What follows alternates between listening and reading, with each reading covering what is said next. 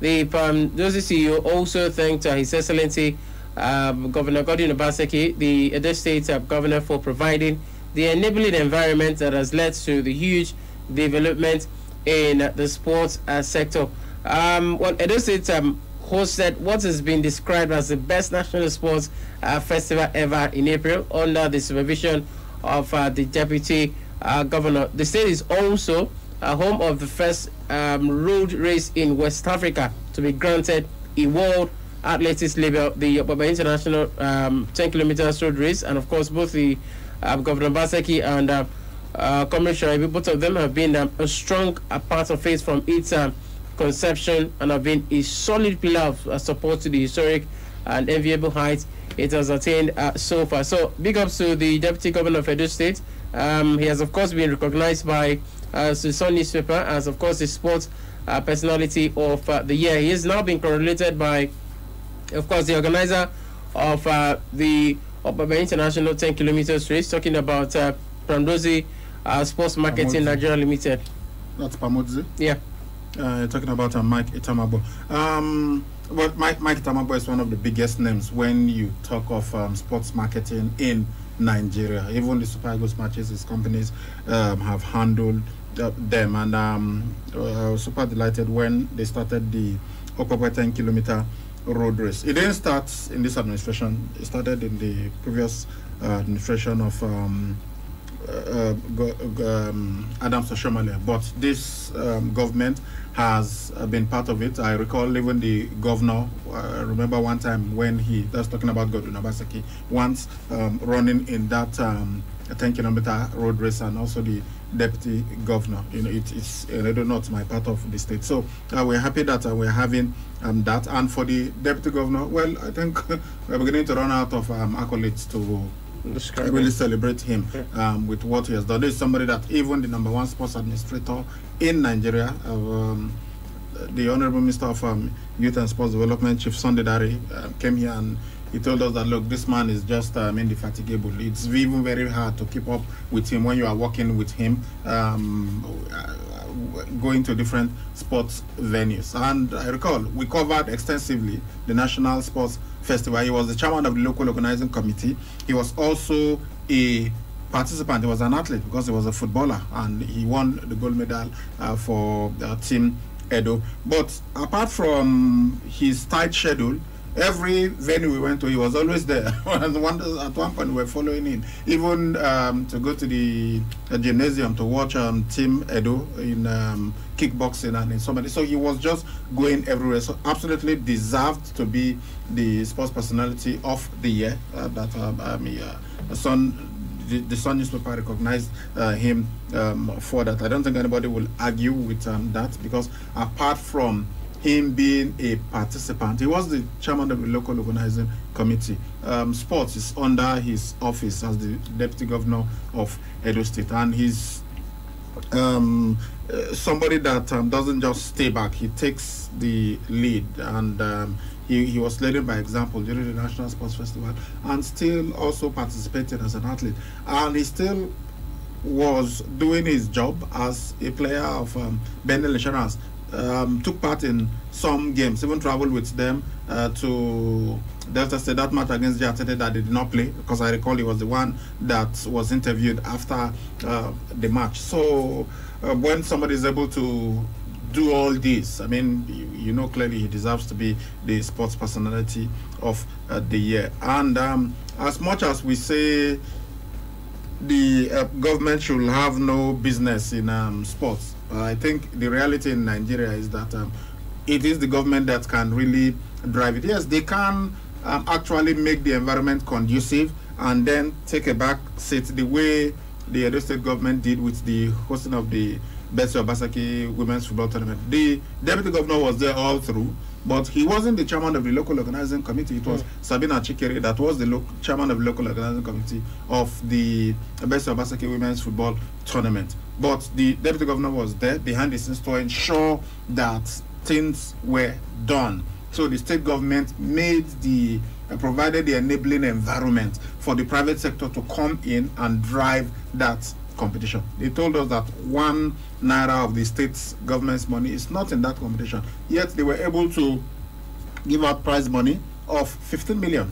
When you look at how much the first team got, the second team, the third team, each of the teams, yes. So all 12 teams got some money. Then you had the hotel accommodation for them and logistics, taking care of the teams and everything. So that's what you want to say. And when somebody does that, you know that he absolutely deserves to be the sports personality of the year. So I am not surprised that Mike Itamagbo is recognizing him and commending him. All right, so once again, congratulations to the State Deputy Governor, Comrade Philip Shaibu, for, of course, emerging as the sports personality of 2020 in the Sun newspaper awards. Okay, he's always a sportsman. Yeah. He's a football player and the only sitting deputy governor who took part in the National Sports Festival. He was a part of the men's team, and he also helped them to win the gold medal. So for me, I think he has really played his roles. He has done really well when it comes to sponsoring sports, when it comes to ensuring that teams get settled, everything gets taken care of. Yes, we saw what he did during the sports. So if you put everything together, one could say yes, he's one of the deputy governors that when it comes to sports, he's really passionate about it. So for me, I think Comrade Philip Shaibu has done well, and I hope he continue to do what he knows how to do best, because if the way he's promoting sports in Edo State, trying to revive sports, make those states the hub of sports, I think one has to give him that commendation. It's not really easy despite other engagements, other busy schedule that he has got, but it takes his time to ensure that things are working well when it comes to sports.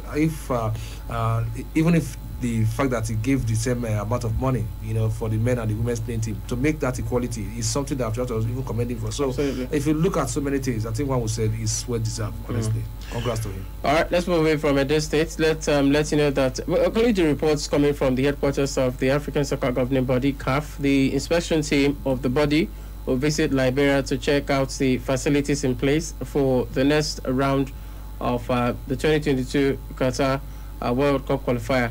The Lone Stars of Liberia has played their last home game in the qualifier at the Accra Sports Stadium in Ghana after some Konyon Stadium in Monrovia failed to secure approval from CAF. But the country's FA has once again invited the inspection team of CAF to inspect the facilities again after some renovations have been carried out. The re-inspection date has been fixed for that's between today and of course the 17th of October, before the body will make the final decision. This stadium is where we're going to play against the Lone Stars of Liberia, hopefully in a few weeks' time. That should of course come on board for the Super Eagles of Nigeria. If Liberia are not able to get the approval from CAF on this one, looks like we're going to go to Ghana for one of the remaining two ties for the Super Eagles of Nigeria. It would be good for Nigeria if we play in Ghana.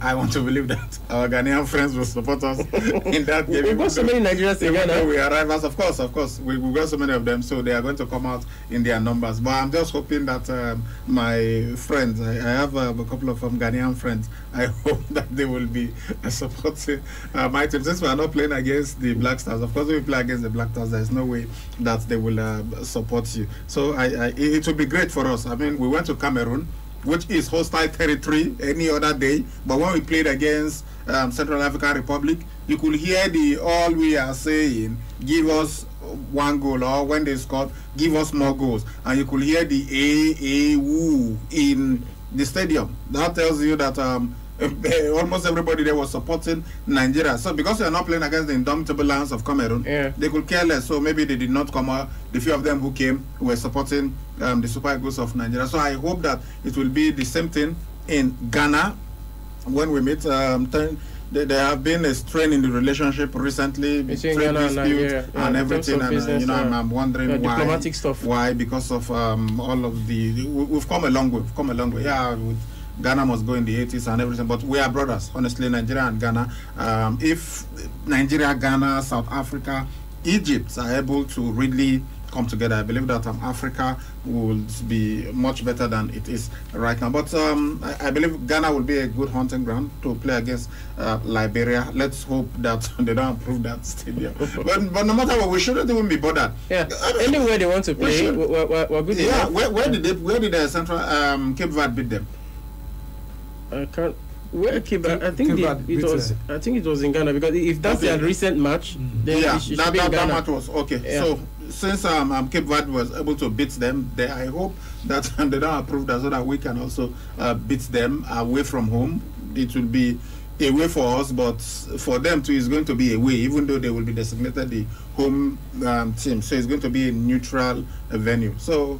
But anyway, if the Super Eagles had won their 2 games that they played and not lost at home, I mean, since we could lose at home to Central African Republic, why are we so confident that we'll even beat any team in Ghana? So let's just hope that they go out there and do their thing and get the remaining. I believe that 3 points would be enough, but that would mean Cape Verde dropping points against Central African Republic. Yeah. If Cape Verde wins, then Nigeria is condemned to win. Or if not, we'll be on the same number of points as at the time that Cape Verde is coming here, which is not something I want. I want it to be that we win.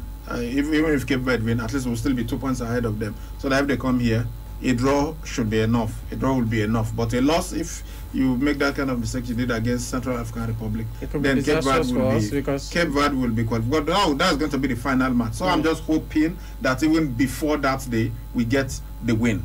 And maybe Cape Verde drop points. I can't even believe I'm saying this. When you have those kind of teams in your group, Cape Verde, Liberia, and Central African Republic, and you have 2 matches to go, you are still hoping and doing permutation, hoping that Cape Verde will drop points for you. These guys, sadly, these guys that we have in our teams are small teams in Africa. Yep. You can't even place them in the same bracket, in the same sentence with Nigeria.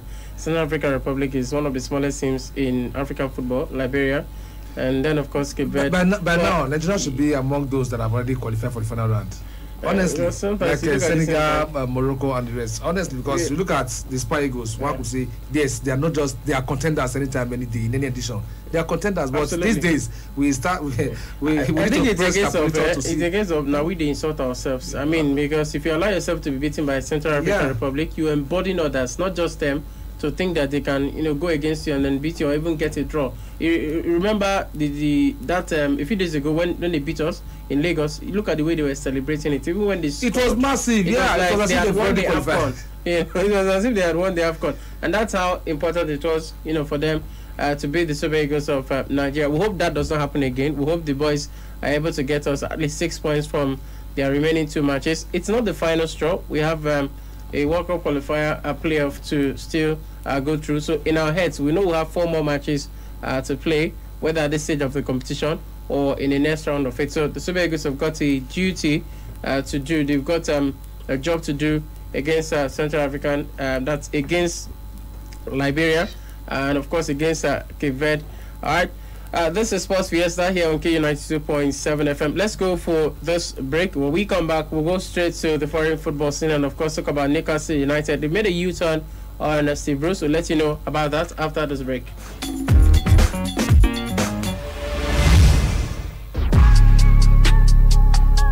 Hello, entrepreneurs, business owners, and organizations.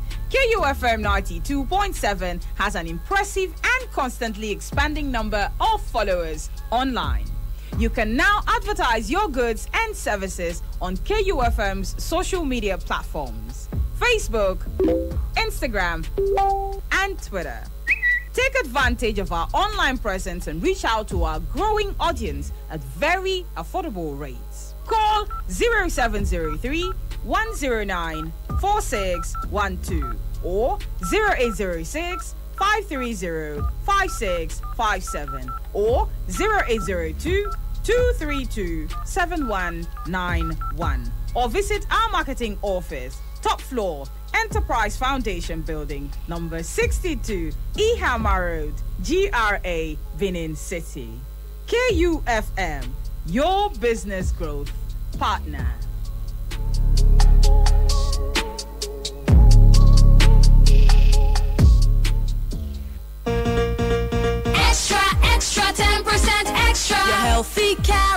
breakfast has got extra 10% extra. Trusty Kellogg's sachet now 90 naira. That's right. Now stay active and alert with the new and bigger Kellogg's 90 naira packs. Your favorite Kellogg's Cocoa Pops, Moon and Stars, and Cornflakes is now available in 90 naira with 10% extra introductory offer. Go grab it now. Breakfast time is Kellogg's time. Milo! Hello! Give me Milo, please. 2 sachets. Okay, oh. Are you sure you don't want to try something else? This something else, does it have Active Go? Active K. Active Go, that mix of Protomalt, minerals, and vitamins. Proto what? Look, it's okay. Just give me my Milo, because things that I buy for my kids, I don't compromise one bit. Give your kids winning energy. Milo Active Go, with the goodness of malt, milk, and cocoa, helps them make the most of every day. Milo, the energy to go further. The day don't tey wey Super Yogo don dey waka with we Naija people. Today unko, we still dey salute una hustle and una jolly with our classic plain yogurt. Come add our cha-cha lemon variant join. And sake of say, nothing fit stop una hustle go the top. We sef go continue to dey sama una the correct Super Yogo refreshing goodness wey una don love. Super Yogo, refreshing goodness kpomkwem. Go for more.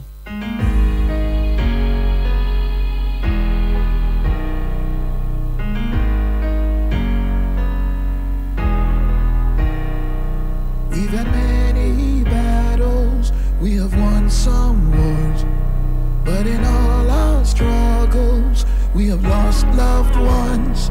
It may be cloudy outside, but not for very long.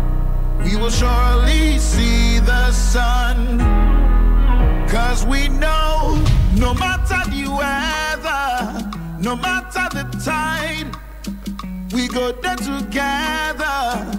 Stand by your side. No yawa, no problem. Go fit stand to fight us. We go stand together. We go beat them down.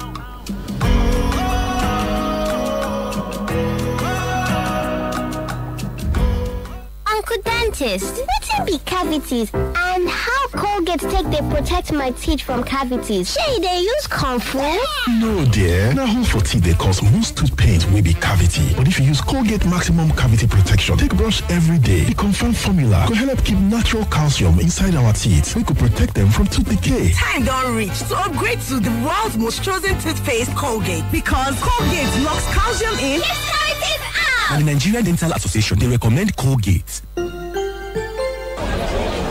More the way when my customers they take they enjoy this Checkers custard and hey, since I open shop today now so Checkers custard and just they ask me, Madam, summer me one big container of that your Checkers custard because the way my pikin them they lick plates every time I give them, it they torture me for body. Yeah, mommy don't buy Checkers custard again.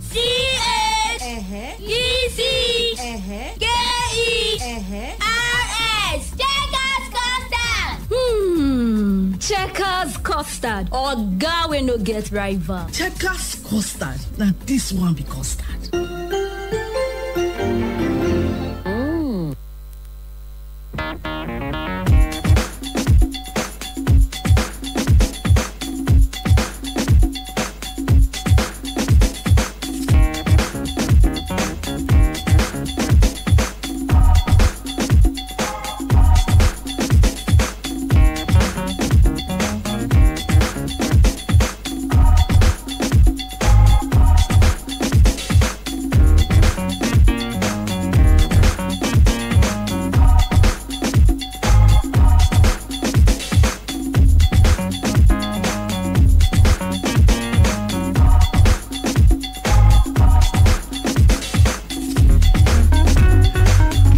This is Sports Fiesta here on KU 92.7 FM. Welcome back from that break. Well, in case you're wondering who is talking to you, this is the maestro. This is CJ, the maestro. I've got Salih Ibrahim the Sports Abracadabra, and of course, Egosa Ibeka, the Sports Maestro.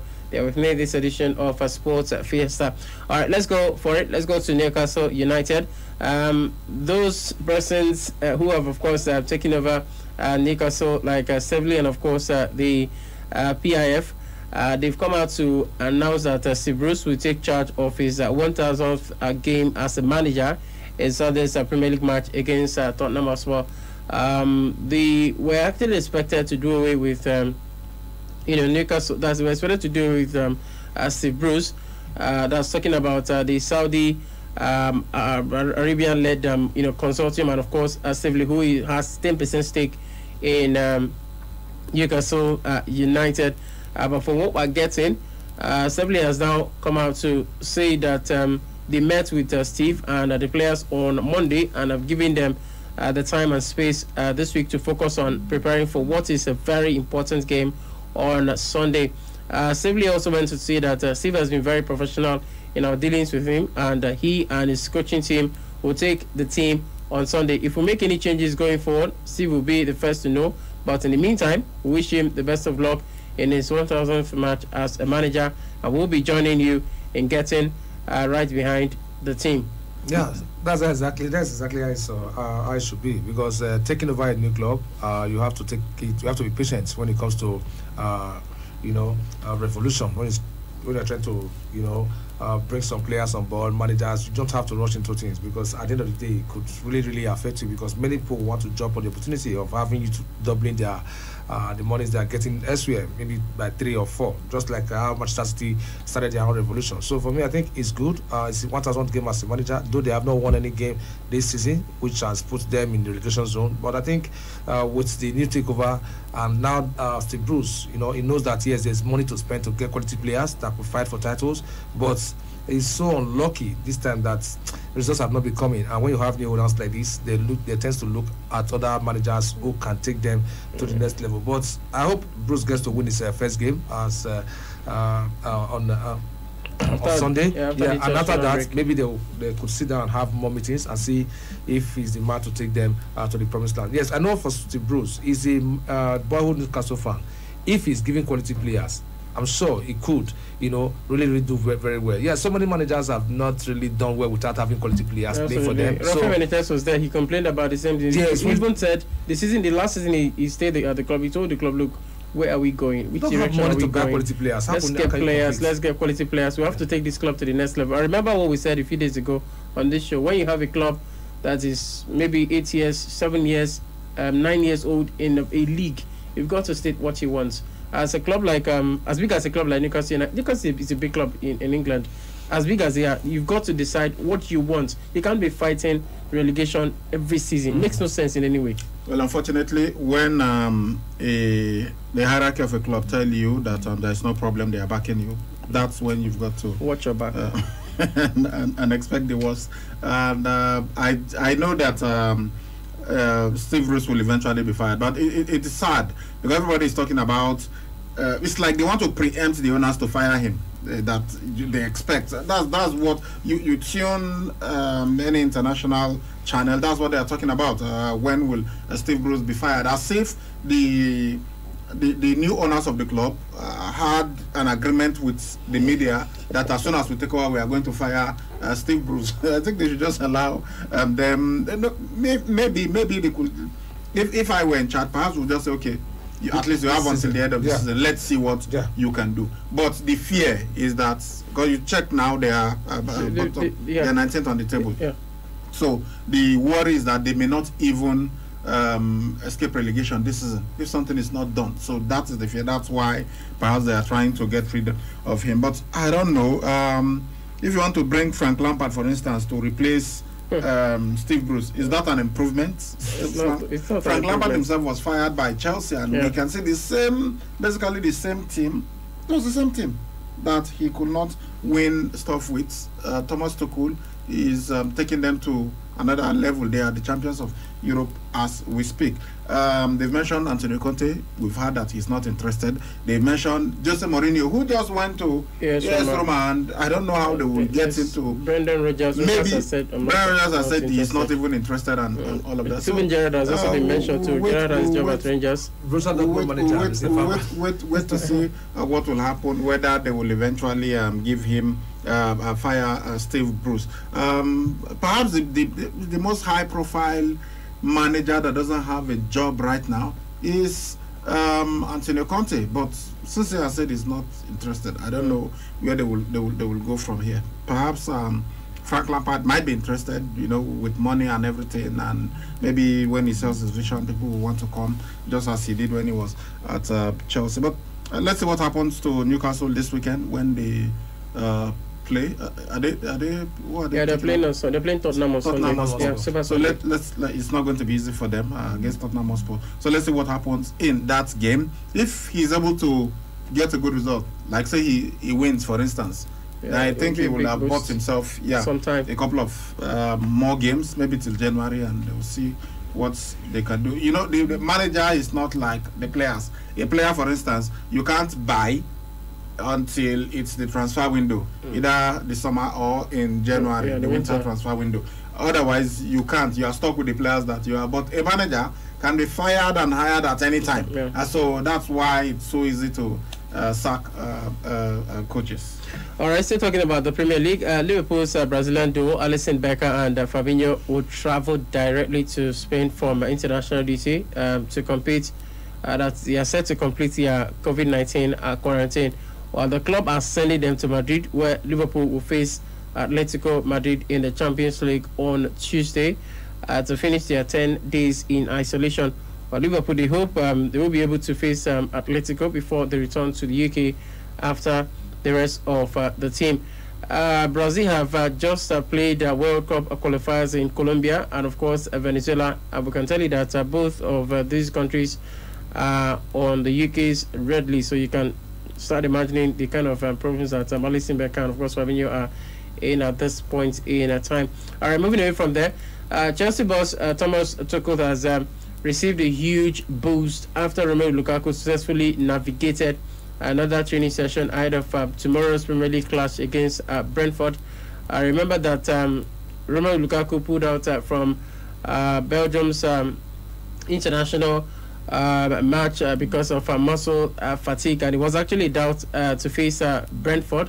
But what we're hearing from Chelsea through Thomas is that Lukaku will most likely be fit for this match against Brentford. There's also more good news for Chelsea because defender Reece James, who was first off against Manchester City last month with an ankle injury, is also back to training. But then Anthony Rudiger, however, was absent from training. We don't know whether he coped an injury or maybe it was due to his contract situation with Chelsea.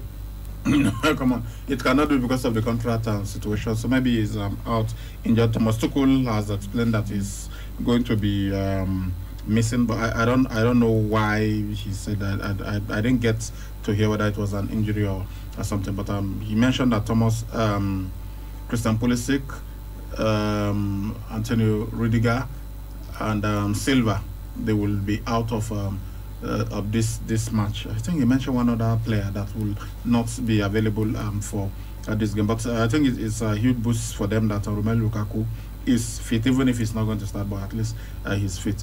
Yeah, the other guy was I think Hakim Ziyech. Hakim Ziyech is also out injured. But Chelsea have got such a large squad and quality players that you feel even without those guys they should be able to go. But for Antonio Rudiger, he's been Chelsea's best defender this season, so I think he will be their biggest miss if he's unable to play. And we know that Brentford, they just gained promotion from the Championship, but they are very good.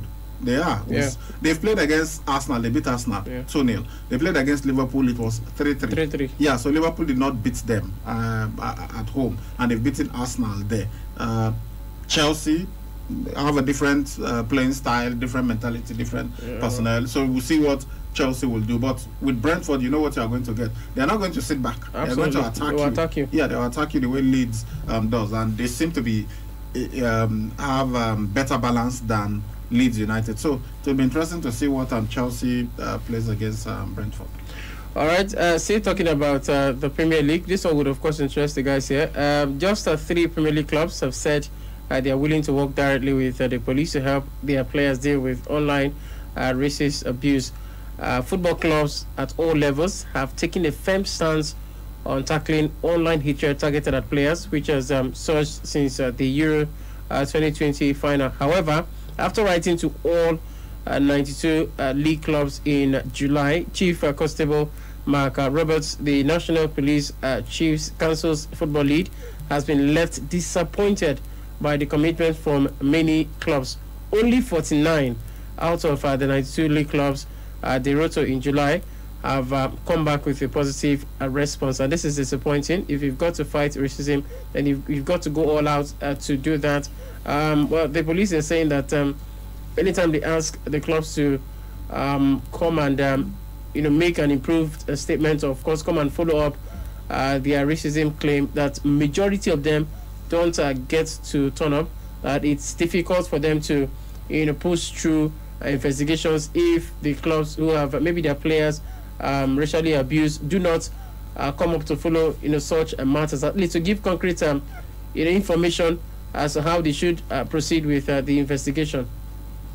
Yeah, I think it's very important for them to cooperate with the police, and for some clubs to be a bit lackadaisical about it. I'm wondering whether they really want to come out to fight this thing. And this is why some players are so angry, and they feel that, look, you make us take the knee, but that's just it. So long as the clubs are seeing that something is being done physically, the players are taking the knee, and that's why some are saying, I don't want to even take the knee anymore. We are not really addressing this issue. So it's sad that it's the police now coming to say this, like these clubs are not even interested in this thing, which is really disappointing. And it makes you wonder if there isn't, well, we know that there is systemic racism, we know, but whether it is now latent with these clubs, it exists. They just don't want to show it. They pretend like they care, but they don't really. Maybe even the owners and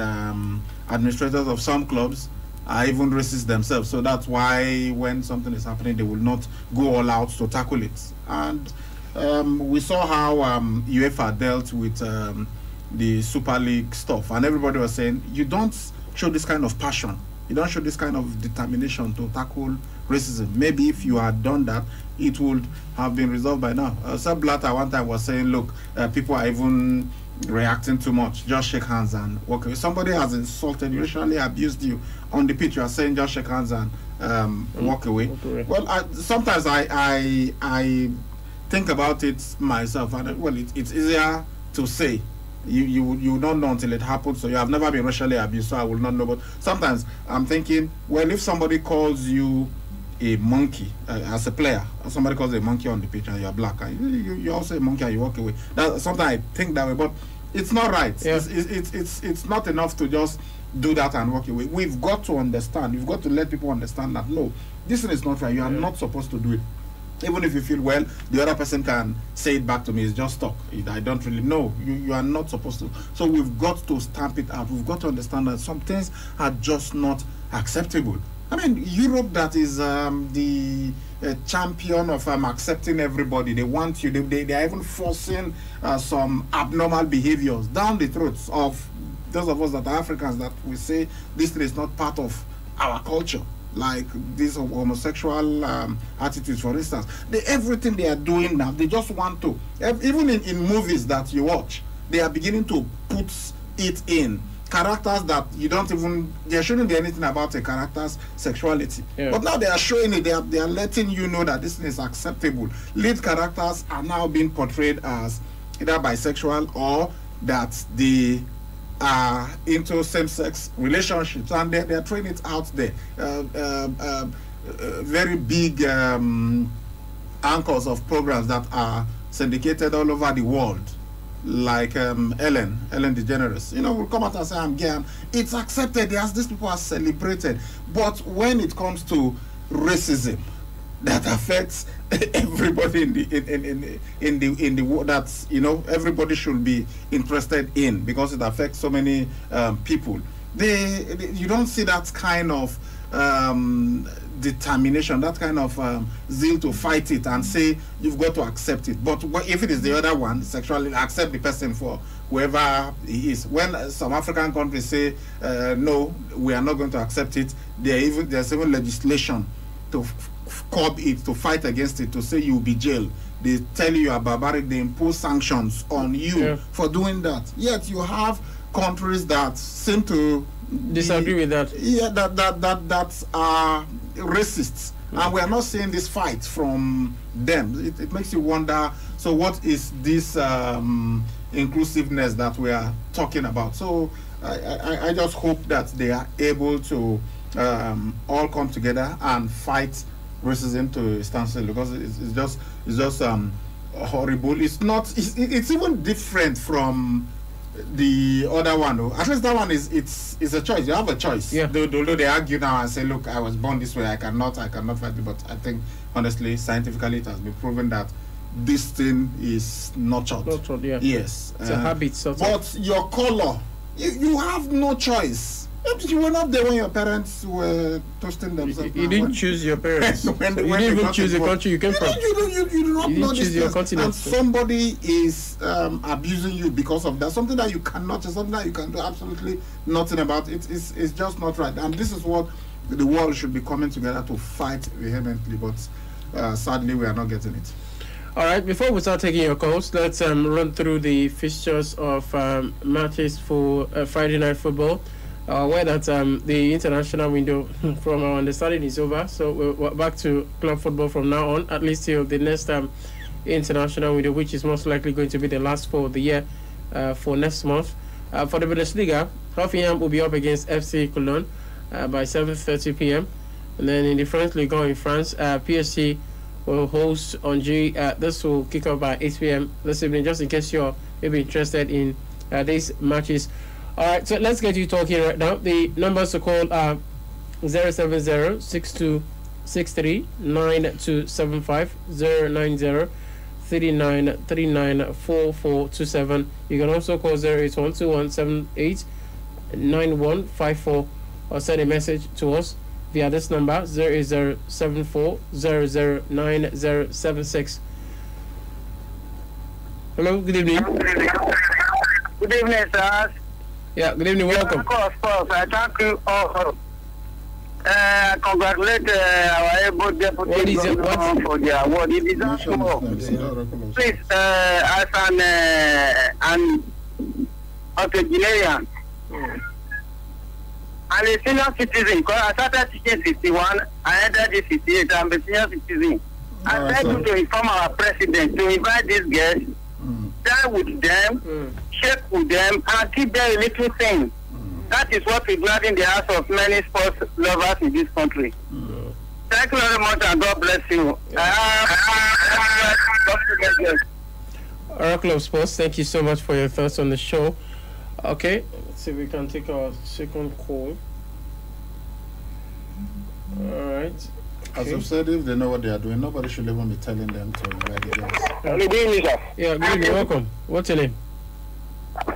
My name is Gossi, calling from Nigeria. Alright, Gossi, let's hear from you. Go ahead. Hey, sir, I want to ask.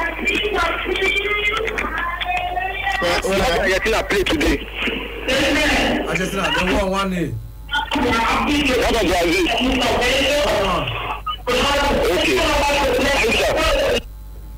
Well, it looks like he's actually maybe in the church or something. But then, if you're calling us, you've got to move away from a noisy environment so that we can have a proper communication. It will not be good when you call us, you're in a noisy environment. It will be difficult for us to hear you. And then for those guys who are also listening at home, it will be difficult for them to hear what you're saying. Good evening, welcome to Sports Fiesta.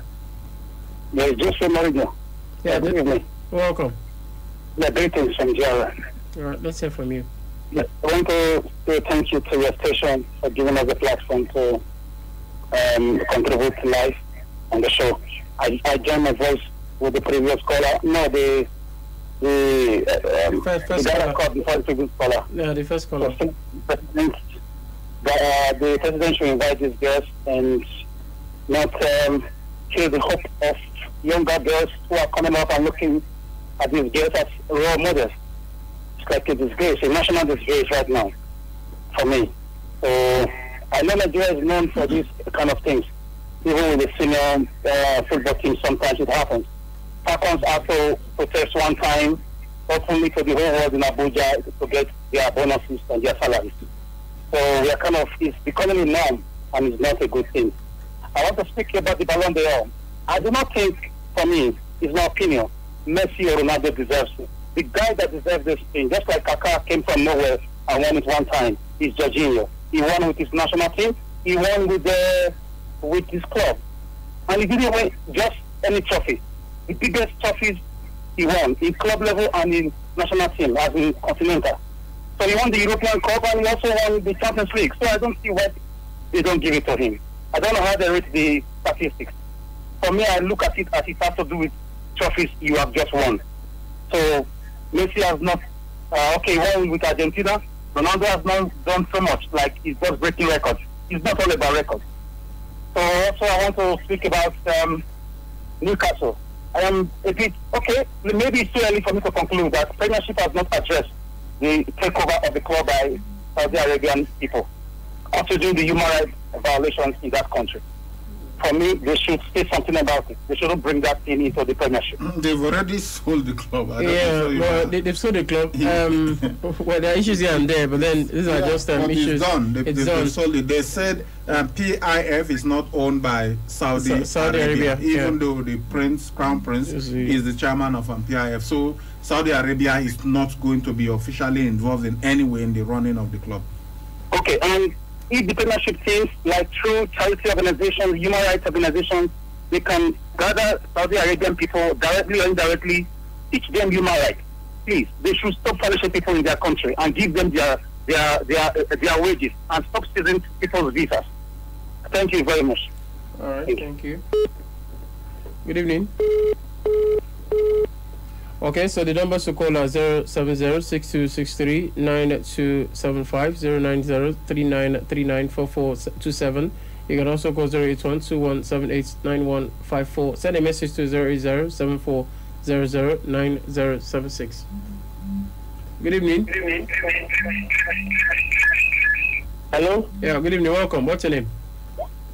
I'm Mr. Sunday, first-time caller. Okay.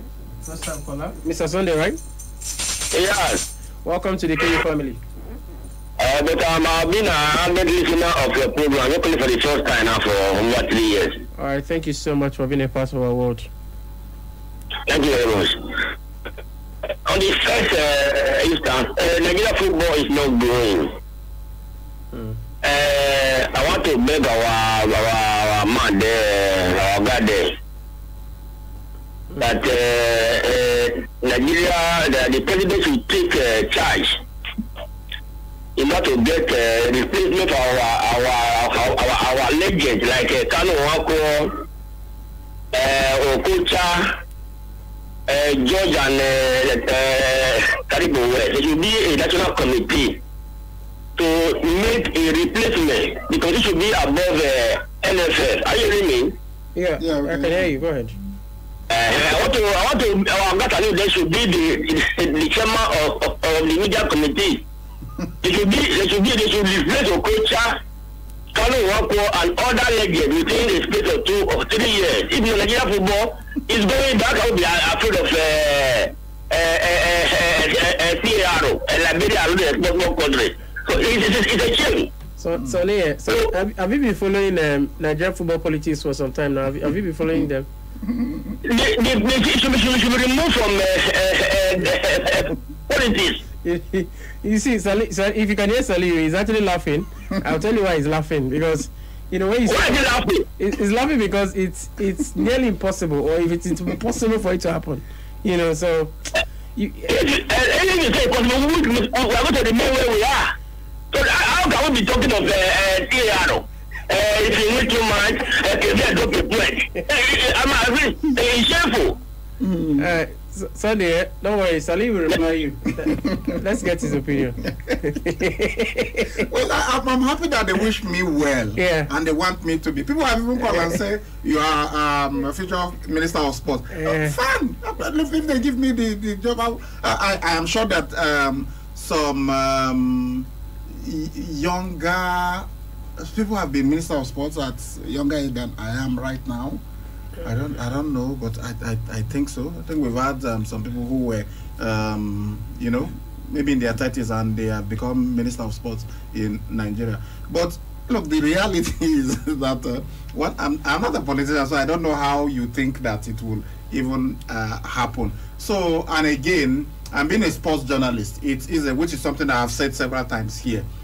If it's easy for me to sit here and analyze and say, oh, this is how it should be, this is how it should be. It's another thing for you to be given the job and you do it excellently. I'm not saying I cannot do an excellent job, but I'm just saying I'm not even the only one. There are several sports journalists in Nigeria that have spoken about this, and when you hear them speak, okay, this person knows exactly what he's talking about, but it doesn't really work out that way. If it was something that there could be an election and you say, okay, you vote for this person, you want this person to, then it's okay. But you see, this sports administration, even in the states, you have to belong to certain camps before you get in. And honestly, some of us in this business of sports journalism are not there at all. So it's going to be extremely difficult, except maybe you have somebody in government who's listening and just, okay, I think this person will do a good job, and just give the person that appointment. So it doesn't always work that. But this one that you are calling, even yes, and that's the one that got me. That one is impossible. It too happened because I should now be a member of the committee with them. My brother, just forget that side. Truth is this, when you follow Nigerian football politics for the last 15 years or the last 20 years, you understand what we are saying and why we are being very passive on the matter. Because truth is this, it's difficult. It's very, very difficult. These guys, they just want themselves to be there. There's no way they will rope you in unless maybe somebody speaks for you, just like Sally said. Victor Ekpeba, that is a former African footballer of the year, Super Eagles player and everything. Sometimes he just say, man, this cabal. It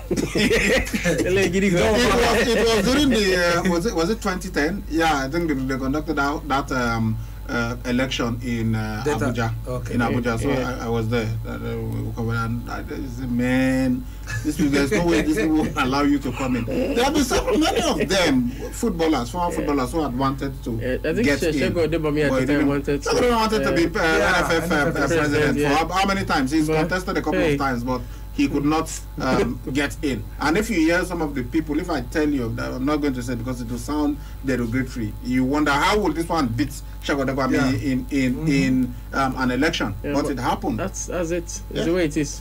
Okay, do you have messages? Yep. Look at a couple of them. This one says, good evening, sirs. How are you doing? Please, does Chelsea have any player on their injury list? If yes, who? Well, we've told you, Hakim Ziyech, Christian Pulisic, and Rudiger is Anthony Rudiger is not going to play. Even Thiago Silva is not going to play. This one says,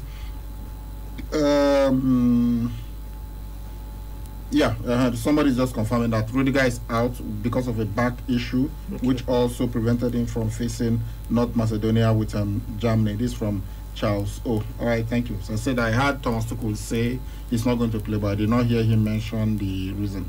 Good evening, guys. I think Dare is doing okay. I think there is going to be an upset in the Premier League this weekend. Chelsea or Liverpool could go down because of South American players and injuries to the team.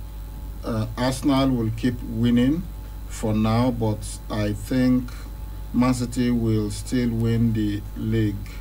MC Godson. Did Arsenal win their last match? Yes, they did. They didn't. In the Premier League. A draw. I think they played Norwich City. No. Okay. Arsenal played Brighton and Hove Albion. Okay, yes. So it was a draw. Well, let's draw. Yes. Good guys. I heard the ministry, or is it the MBBF now, that wants to pay the girls' part payment, and the girls have vehemently resisted this and say no to part payment. How true is that, and why are we like this? Some politicians don't want the progress of sports in this country at all. Mike from Benin. Well, if you listen to us yesterday, we read the statement from the girls. They mentioned part payment, but I think what they were saying is they were going to pay them, the players, and then leave out some of their backroom staff, maybe the media officer and some other people. And the girls said no. Everybody did. We read the statement yesterday. They said all for one, one for all. Everybody must be paid at the same time. Good evening, sports guys. Please, I want to know whether Mr. 10 is back to Manchester United. David Atafa from Akwa Ibom State. Who is Mr. 10? Is it talking about when really? No, the guy that wears 10, the black guy, Marcus Rashford. Yeah, because they said he's the real 10 that runs the country. You know, the Great Britain, their minister is in number 10 Downing Street. So they're calling him the real number 10 who runs the country because of what he did during COVID for children. Those are the messages. Okay, looks like we'll have to call it a wrap for this evening's edition of our Sports Fiesta.